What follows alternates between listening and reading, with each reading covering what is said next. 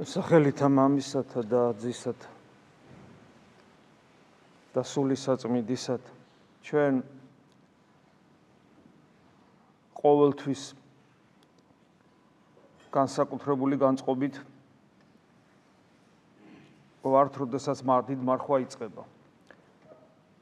ჩემთვის ეს ფენომენი ბოლომდე ახსნადი არ არის, აუხსნელია. რა ხდება ამ დროს ყოველ ადამიანში, მათ შორის გულგრილ ქრისტიანებშიც კი, როდესაც რაღაც განწყობა ეუფლებათ. ფიქრობ აქ ღვთის მადლი მოქმედებს.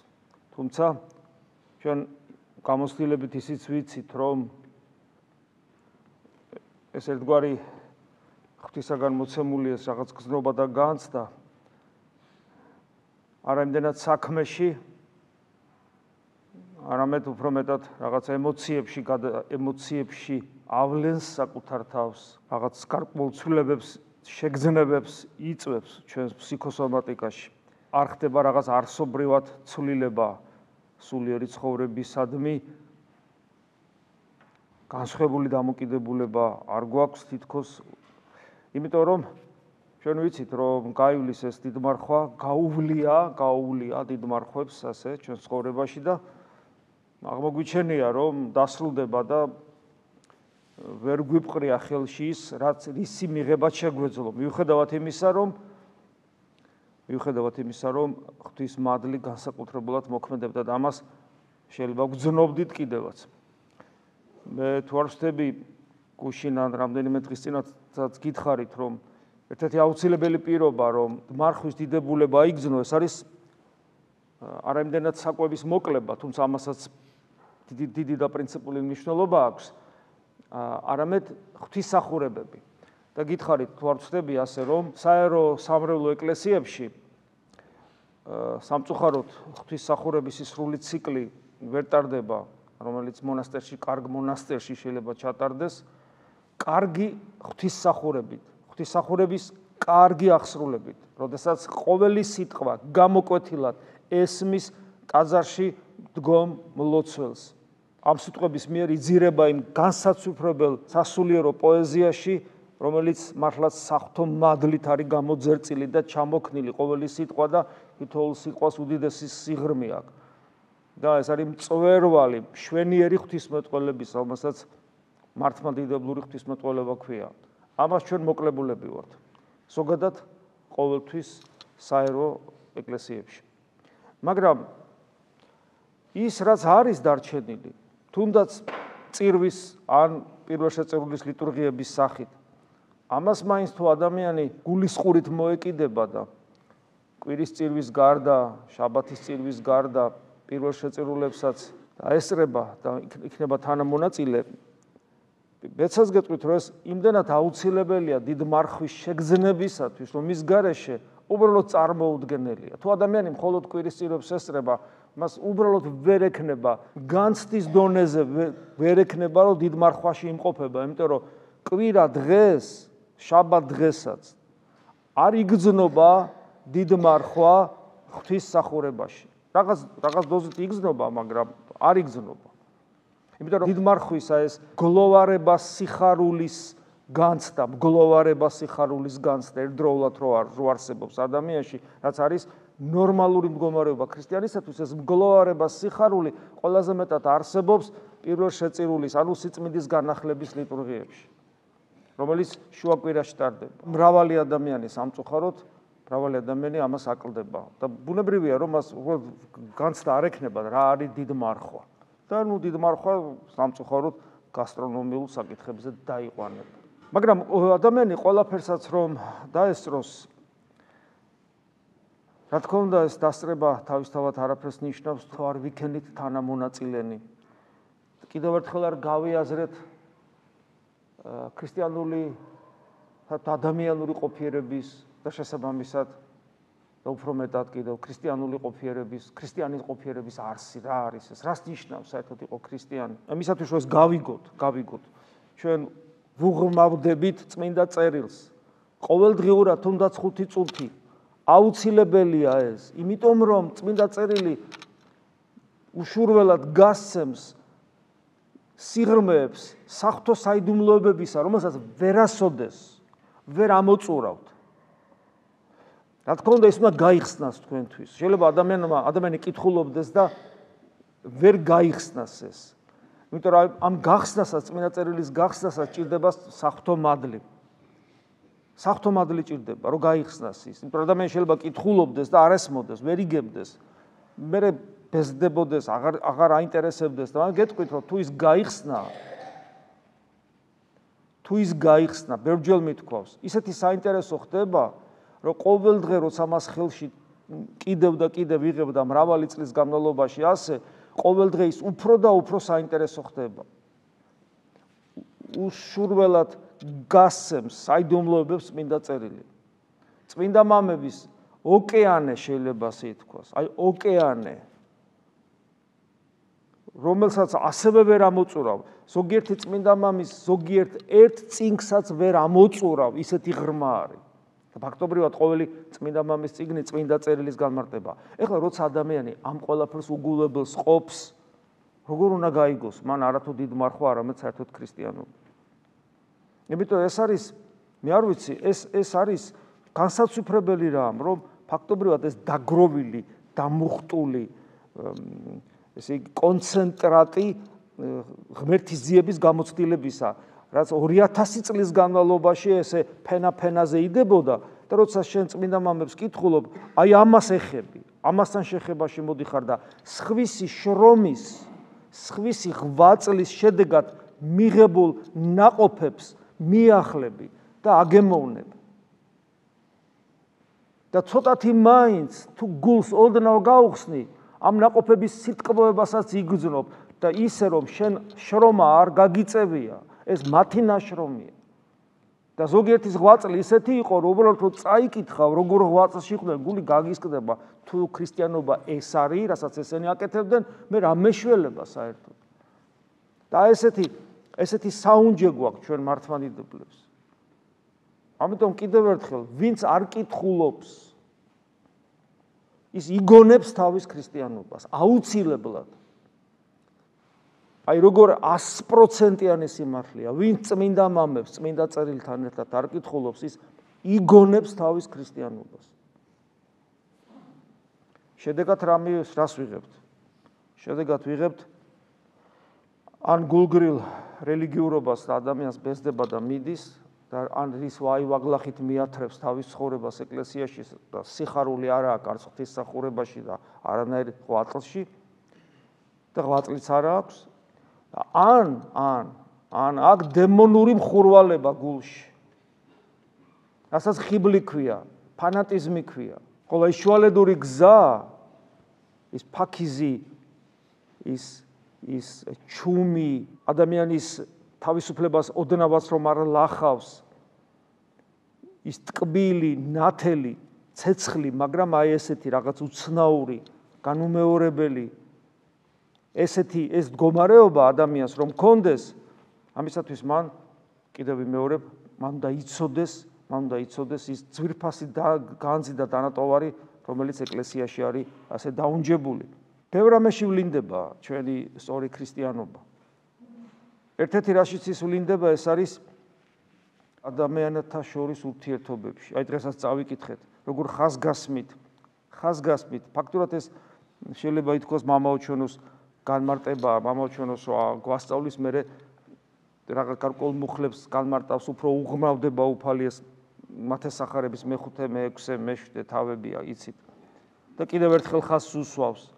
ადამიანთა შორის ურთიერთობაში მიმტევებლობას როგორი როლი აქვს. უკეთ მიუტევნეთ თქვენ კაცთა შეცოდებანი მათნი, მოგიტევნეს თქვენსა მამამან თქვენ მან ზეცათ ამან. ხოლო უკეთ არა მიუტევნეთ, გვაფრთხილებს კაცთა შეცოდებანი მათნი, არცა მამამან თქვენ მან მოგიტევნეს თქვენ შეცოდებანი თქვენი. აი ეს მიტევების საკითხი. იმისათვის ჩვენ ეს ვიცით, რა თქმა უნდა, ბევრჯერ წაგვიკითხავს იმედია და ეს გაგვიგია მაინც, მაგრამ ჩვენ ხო ვიცით, რომ რეალობაში ამის გაკეთება ძალიან რთულია. იმიტომ რომ ამის გაკეთებას რო იყო მიმტევებელი ყოველთვის, უპირობოდ, ყველასი, ყოველთვის, ნებისმიერ შემთხვევაში, ამას ჭირდება ის ქრისტეს დარი და მსგავსი სათნოება, რომელსაც ქვია სიმდაბლე, განუკითხველობა, სიმდაბლე და განუკითხულობა, საკუთარი ცოდვების ხედვა, საკუთარი თავის ადეკვატური აღქმა. გარდა ამისა, როცა ადამიანი არ არის დაკავებული საკუთარი თავის გამოძიებით, საკუთარ თავში ჩაღმავებით, როცა ადამიანი სიმდაბლით არ ცხოვრობს და მას აქვს დეფიციტი საღვთო მადლისა, შესაბამისად ის რელიგიურ ცხოვრებაში ღმერთიდან ნუგეს ვერ იღებს, საღვთო მადლით ვერ ნუგეშობს, არ ახარებს, არ აბედნიერებს, მაგრამ რელიგიური ცხოვრება აქვს, მოთხოვდილებას აქვს რელიგიური ცხოვრებისა.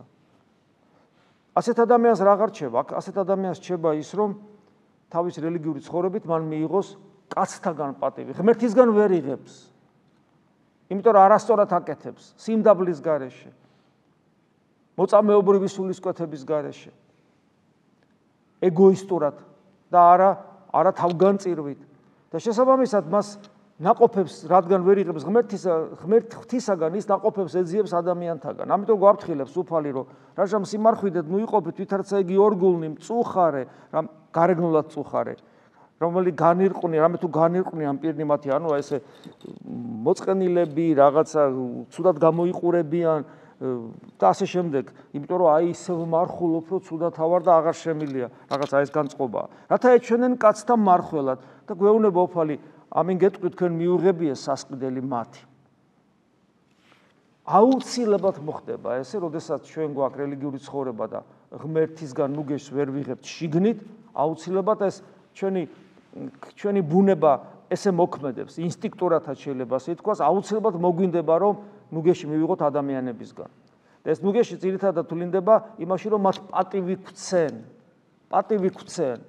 შენ რა კარგი მორწმუნე ხარ, რა კეთილი ხარ, რა ქველმოქმედი ხარ, როგორი მარხველი ხარ, როგორი მლოცველი ხარ, ლამის სასწაულმოქმედი ხარ, ან პირდაპირ სასწაულმოქმედის, მოკლედ კარგი ხარ. აი და ამით ნუგეშობს და ეს როგორც აი პარაზიტი რომ არის, ადამიანი პარაზიტი, რომელიც სხვის ორგანიზმზე ზის და იქიდან სასიცოცხლო ენერგიებით იკვებება, აი ესეთ პარაზიტს ემსგავსება ადამიანი, რომელიც პარაზიტირებს ეკლესიის წმინდა სხეულზე, იმიტომ რომ ის ადამიანები, რომელიც მას ტასს უკრავენ, ეკლესიის ორგანული ნაწილნი არიან, როგორც წესი.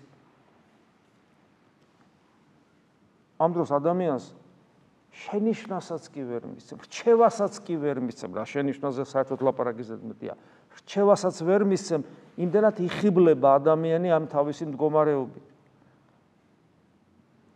ხოლო შერაჟამ სიმარხვიდი არ ეჩვენო კაცთა მარხველად, არამედ მამასა შენსა დაფარულა და მამამან შენმან, რომელი ხედავს დაფარულთა მოგაგოს ცხადად. აქ უფალი მიანიშნებს, რომ სულიერ ცხოვრებაში უნდა გქონდეს უპირველესად ურთიერთობა და ჩვენი ყველაფერი რასაც ვაკეთებთ, უნდა იყოს მიზან მიმართული ღმერთისაკენ, ანუ მთავარი ღმერთი უნდა იყოს ჩვენ ცხოვრებაში. მასთან როგორც ხშირად ვამბობთ, პიროვნული კომუნიკაციის მცდელობა, მისი ძიება, მის წინაშე ყოფიერება და მისდამი ერთგულება. თავარი ეს არის, ანუ მოკლედ რომ ვთქვათ, თავარი ღმერთი რას იფიქრებს ჩვენზე და არა ადამიანი რას იფიქრებს ჩვენზე. ჩვენ ღვაწლით ვაგროვებთ. ადამიანის ღვაწლს ემატება და გროვდება. გროვდება, როგორც მატერიალური სიმდიდრე გროვდება, როგორც პროფესიული უნარჩვევები გროვდება, ინტელექტუალური ბაზა გროვდება ადამიანში, ასევე გროვდება სულიერიც. და აი აქ გვეუბნება უფალი ესეც ისიც რა თქმა უნდა თქვენ რომ ნუ იუნჯებთ თქვენ საუნჯეთა ქვეყანასა ზედა, არამედ იუნჯებდით საუნჯეთად სათაშინა. გახსოვთ წმინდა მამების გამონათქვამი, რომ სულიერი ცხოვრების, ქრისტიანული ცხოვრების უმთავრესი მიზანი არის მადლის მოხვეჭა. ეს მადლის მოხვეჭა ცოტა ტექნიკური ტერმინია და ვერ ასახავს იმ არსს, რაზეა საუბარი და ადვილი გასაგები არ არის, იმიტომ რომ მადლი ეს რაღაცა უპიროვნო ენერგია კი არ არის, ელექტროენერგიასავით, რომელსაც ვთქვათ აკუმულატორში რო იმუხტება. არამედ მადლი ცოცხალი ღმერთის მყოფობაა ჩვენში. ანუ ის არ არის რაღაც უპიროვნო რაღაცა ძალა, რომელსაც დააგროვებ. ის ცოცხალი ღმერთის ჩვენთან მყოფობაა. მაგრამ აი ჩვენთვის რაღაც ტექნიკური ტერმინია შექმნილი ესე წმინდა მამების მიერ, იმისათვის რომ რაღაც გასაგები იყოს უფრო, ანუ ყოველ შემთხვევაში ამით გვეუბნებია, რომ შენ რო იღწვი ღვთის წინაშე გულწრფელად და უანგაროდ და თავარი რო შენთვის როცა თავარი შენთვის ღმერთია, ღმერთი განიჭებს საღვთო ენერგიას, რომელსაც გიტოვებს შენი სულიერი ცხოვრების და შენი სიმდაბლის, რაც ყველაზე მნიშვნელოვანია, შესაბამისად, შენი თავგანწირვის შესაბამისად, შენი უანგარობის შესაბამისად. რა თქმა უნდა, შენი ღვთისადმის სიყვარულის შესაბამისად. და მე 8 წელს რო აგრძელებ, იმას რაც მოქცა კი აღარ გართმევს, იმას კიდევ გიმატებს, ანუ მეტი კავშირი გაქვს ღმერთთან, მეტი გამოცდილება გაქვს ღმერთთან, მეტად გძნობ ღმერთის შენთან ყოფობას, ანუ მეტად მადლმოსილი ხდები. ამას ნიშნავს, რომ ესე იგი იუნჯებთ, ანუ გიგროვდება ეს მადლი. ოღონდ კიდევ ვიმეორებ, ეს არის ღმერთთან უფრო მეტი და მეტი მჭიდრო ურთიერთობა და არა რაღაცა უპიროვნო ენერგიის დაგროვება. და მე გვეუბნება ეს ცნობილი სიტყვები, სადაც არის საუნჯე თქვენი, მუნცა იყოს გულნი თქვენი და გული ამ შემთხვევაში, რა თქმა უნდა, ფიზიკური გული არ იგულისხმება, ეს არის ჩვენი ადამიანური არსების ცენტრი, არსი შეიძლება ასე ითქვას, სადაც ჩვენ ვგრძნობთ ბედნიერებას და სადაც ჩვენი ცხოვრების საზრისი განიცდება და ჩვენ უნდა დავაკვირდეთ, რითი ვართ ბედნიერები და რისკენ ვისწრაფით და რა გვინდა და რა გვენატრება და რა არ გვასვენებს, სანამ არ გვექნება და ეს უნდა იყოს მხოლოდ და მხოლოდ ღმერთი, მხოლოდ და მხოლოდ იესო ქრისტე. და ეს ჩვენში უნდა აღზარდოთ, ჩვენ ეს უნდა ვისწავლოთ. ჩვენ უნდა დავაკვირდეთ, მუდმივად უნდა ვაკვირდებოდეთ საკუთარ თავს, რა მდგომარეობაში ვიმყოფებით. და ეს განსაცვიფრებელი ცნობილი სიტყვები პავლე მოციქულისა, რომელიც ასევე რომელთა მიმართ ეპისტოლედან დღეს აღმოვიკითხა მე დავითნებ, რითაც ესე შეიძლება ითქვას, შევდივართ უკვე დიდ მარხვაში, უწყოდეთ ჟამი, ანუ იცოდეთ დრო. რამე თუ აწვე არს, ანუ ეხლავი არს, ჟამი, ეხლავი არს ეს დრო, ანუ არ გაძლევს შესაძლებლობას გადადებისა. ხო გვითხოვს, ეშმაკის ერთ-ერთი ყველაზე დიდი გამოგონება, როგორც პაისი ათონელი გვასწავლის, რა არის, რომ ჯერ კიდევ ბევრი დრო გაქვს. ქრისტიანმა იცის, რომ არანერი დრო არ აქვს. არანერი დრო არ აქვს. და საერთოდ დრო ისეთი უცნაური რამეა, რომ მეცნიერები ხო იკვლევენ და ბოლომდე დასკვნა გაკეთებული არ აქვს, დრო რა არის საერთოდ. რა მოვლენაა, რა ფენომენია საერთოდ. ამიტომ როცა ვამბობ, რომ მგონია, რომ დრო მაქვს, არც კი ვიაზრებ, რას ვამბობ, იმიტომ რომ დრო მართლაც არავინ არ იცის რა არის. და თუ ძალიან მარტივად შევხედავთ, ხო, არანაირი დრო არა გვაქვს და ეს არის სწორი შეხედვა ზუსტად, იმიტომ რომ მე დღეს ვცოცხლობ, მე ხვალე არა ვარ, დღეს ვარ, ხვალე არ ვიქნები, ან არ ვიქნები, რა იქნება ხვალე კაცმა არ იცის. ახლა ვარ და აი ახლა რო ვარ, ახლა როგორიც ვარ, აი ამით განვისჯები მე. და ამიტომ უფალი ამბობს, რომ როგორც გიპოვი, ეგრე განგსჯი. როგორც გიპოვი. აი ჩვენ ახლა როგორებიც ვართ, ესეთები ვართ. ის კი არა რომ აი ხვალ ზეგ მაზე კი წავიკითხავ, ვილოცებ, მე უფრო კაი ქრისტიანი გავხდები, მე უფრო მეც შევძლებ ხვალ. ეს არის სრული გაუგებრობა ქრისტიანისათვის ასეთი ტიპის მსჯელობა. მე ვარ ის რაც ვარ, აი ამ წუთში. არც წარსული, არც მომავალი. აი ახლა როგორიც ვარ, ესა ვარ. არანაირი მნიშვნელობა სხვას არაფერს არ აქვს. და ამიტომ ამბობს, აწვე აი ახლა არის ჟამი განღვიძებისა ჩვენ და ძილისგან. ანუ პავლე მოციქული გვეუბნება, რომ გძინავს და გაიღვიძე, სულიერ ძილზეა საუბარი. მე კიდევ საინტერესო რამეს ამბობს, აწ უმახლობელეს არს ჩვენ და ცხოვრება, ანუ სიცოცხლე, და ესე ქრწმენა. აქ პავლე მოციქული წარსულისკენ გვახედებს, რომ შენ ოდესღაც რწმენა მოგივიდა შენს გულში, რწმენაში მოხვედი, რომ ქრისტეს ღმერთობა ირწმუნე ანუ. მაგრამ აი ახლა ამ წუთში შენთან ძალიან ახლოს არის სიცოცხლე, ვიდრე მაშინ იყო. ანუ ამით გვანუგეშებს შენ დინამიკაში იმყოფები. და აი ახლა აი ამ წუთში უნდა გაიღვიძო და შენთან ძალიან ახლოს არის სიცოცხლე. და ეს პირდაპირ გაგებით იმას ნიშნავს, რომ ეხლა რეალურად ღმერთი ჩვენთან არის, და ეს აგრეთვე ნიშნავს იმასაც, რომ შეიძლება ამ წუთში გარდაიცვალო და შეხვიდე უფრო მეტად იმ დიად სიცოცხლეში, რომელსაც ქრისტე ქვია. ან უფალი დაბრუნდეს და კიდევ უფრო დიადად შეხვიდე იმ სიცოცხლეში, რომელსაც ქრისტე ქვია. ღამე იგი განგვეშორა და დღე მოგვიახლა და კითხვა მიჩნდება მე საკუთარ თავთან. განმეშორა ღამე მე.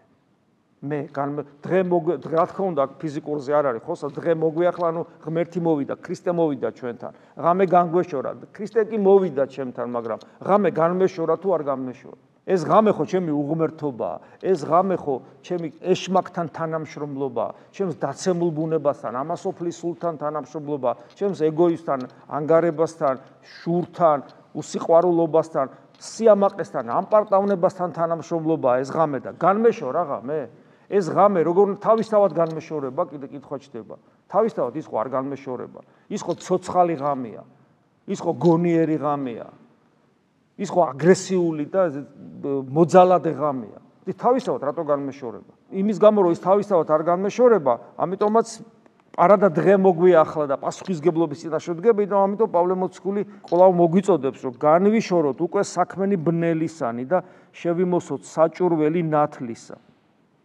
ვითარცა დღესა შინა შვენიერად ვიდოდეთ საქმენი ბნელისანი ყველაფერი ის რაც ღვთისნებასთან თანხვედრაში არ არის საჭურველი ნათლის ანუ იარაღი ნათლისა რა არის ღვთის იარაღი ქრისტეს ცნებები და ქრისტესადმი ერთგულება და ის სათნოებები რომელიც ქრისტესთვისებებია ეს არის ჩემი იარაღი და როგორც დღე ანუ როგორც განათებულია ეს ვითარცა დღესაშინა შვენიერად ვიდოდეთ ანუ შვენიერად ცხოვრობდეთ იმიტომ რომ დღე ვიმყოფ დღე არის ანუ ქრისტეს ნათელია ჩვენს გარშემო და მე ჩამოთვლის ნუ სიმღერითა ნუ მთრავლობითა ნუ საწოლითა ნუ ბილწებითა ნუ ხდომითა ნუ შურითა არამედ შეიმოსეთ უფალი იესო ქრისტე აი ეს ნათლობის დროინდელი აღთქმა ჩვენ ქრისტეს შემოსილნი ვართ მაგრამ ქრისტეს შემოსილობა ამავე დროს ჩვენი სურვილიც უნდა იყოს და ჩვენი ღმერთთან თანამშრომლობით სრული ყოფა ეს ქრისტეს შემოსილობა და ხორცთა ზრახვასა ნუ ყოფთ გულის სათქმელს ანუ ჩვენი სიცოცხლე ნუ დააყვავს ხორცის ცხოვრებამდე და აი აქ ამის შემდგომ იმის გამო რომ ადამიანს არ ეგონოს რომ სულიერი ცხოვრება მარტო საკუთარი თავით დაკავებულობაა მხოლოდ და არ დაგვავიწყდეს რომ ჩვენ ეკლესიის წიაღში ვიმყოფები და ეკლესია არის ერთობა რომელიც ადამიანური ბუნებისათვის არის ნორმა ადამიანთან მეორე ადამიანთან ერთობა არის ნორმა მოყვასის გიყვარდეს მოყვასი როგორც საკუთარი თავი რას ნიშნავს იმიტომ რომ მოყვასი და შენ ერთი არსება ხართ ერთი არსება ორი პიროვნება მრავალი პიროვნება და ერთი არსება და ამის რეალიზებას ხელს უწყობს ეკლესია ანუ საღვთო მადლი ქრისტეს ხორცი და სისხლი და სულიწმინდა ღმერთის მიერ მოტანილი საღვთო სული რომელიც ჩვენს ამ მოწოდებას და ჩვენს არსებას მოდი ესე ვთქვათ აი ჩვენს ონტოლოგიურ საფუძველს არსებას ხორცს ასხავს რომ ჩვენ ერთნი ვართ მრავალი პიროვნება ვართ ერთი არსება მრავალი პიროვნება და ამით გავართ ყოვლადწმინდა სამება ღმერთს რომელიც ერთი არსებაა და სამი პიროვნებაა ამიტომაც მოყვასი გვერდზე მდგომი მოყვასი სიყვარული არის ჩვენი ვალდებულება და ამიტომ უფალი პავლე მოციქულია გვეუბნება რომ უძლურ იგი სარწმუნოებათა შეიწყნარეთ ნუ ორგულებით და გულის სიტყვით ანუ გვერდზე მდგომ მოყვას ხელი გაუწოდოთ დახმარების როცა ის უძლურია რწმენაში და მე განუკითხველობა მჭამელი იგი არამჭამელს ნუ განიკითხავს, ნუ შეურაცხყოფს და არამჭამელი იგი მჭამელსა ნუ განიკითხავს. ანუ ერთმანეთს ნუ განვიკითხავთ, ნუ ჩაუკვირდებით მის როგორი რელიგიური ცხოვრება აქვს. ეს ჩვენი საქმე არ არის. ანუ აქ ლაპარაკი ერთმანეთის დახმარებაზე და იმაზე რომ ერთმანეთის საჯულებად არ ვიქცეთ, ერთმანეთს უყუროთ როგორც საკუთარ ნაწილს, როგორც უძვირფასეს ნაწილს. და მე ესეთი ხაზგასმით ამბობ, შენ ვინ ხარ, რომელიც განიკითხავს სხვის მონასა, თავისი უფლის წინაშე დგას, გინა თუ დაეცეს, გინა თუ დადგეს, რომც დაეცეს, განკითხვის უფლება არ აქვს, რამე თუ შემძლებელ არის ღმერთი დადგინებად მისდა. აი ეს არის ის სულისკვეთება, რომელიც უნდა გქონდეს ადამიანს, აი ღმერთთან ურთიერთობა, რომ გაღვიძების დროა და ესე იგი ქრისტეს შემოსილები უნდა ვიყოთ და ღვთის საჭურველი შევიმოსოთ და ამავე დროს ესე იგი უნდა მოყვასის მიმართ გქონდეს ეს მიმტევებლობა, არ უნდა გქონდეს მოჩვენებითი რელიგიურობა და არ უნდა ვიყოთ განკითხველნი, არამედ გვაქვს ვალდებულება ერთმანეთის სიყვარულისა. აი ამ თვისებებით აღჭურვილება უნდა შევაბიჯოთ დიდ მარხვაში და მე ვფიქრობ, რომ თუ აი ესეთი სერიოზულობით შევაბიძებთ დიდ მარხვაში და თუ იმ წყალობას გამოვიყენებთ ცოტა ცუდი სიტყვაა, მაგრამ კაი გაგებით ვიგულისხმოთ, რომელსაც ეკლესია გვაძლევს თავის უმშვენიერეს ღვთისმსახურებებში, მაშინ ვფიქრობთ, რომ დიდმარხვა ჩვენთვის კარგ ნაყოფებს გამოიღებს და შესაბამისად განსხვავებული სულისკვეთებით და განსხვავებული საღვთო ღირსებით მივიახლებით აღდგომის ბრწყინვალე დღესასწაულს. ამინ. მადლი უფლისა ჩვენისა იესო ქრისტეს და სიყვარული ღვთისა და მამის და ზიარება სული საწმინდისა იყოს თქვენ ყოველთა თანა. ამინ.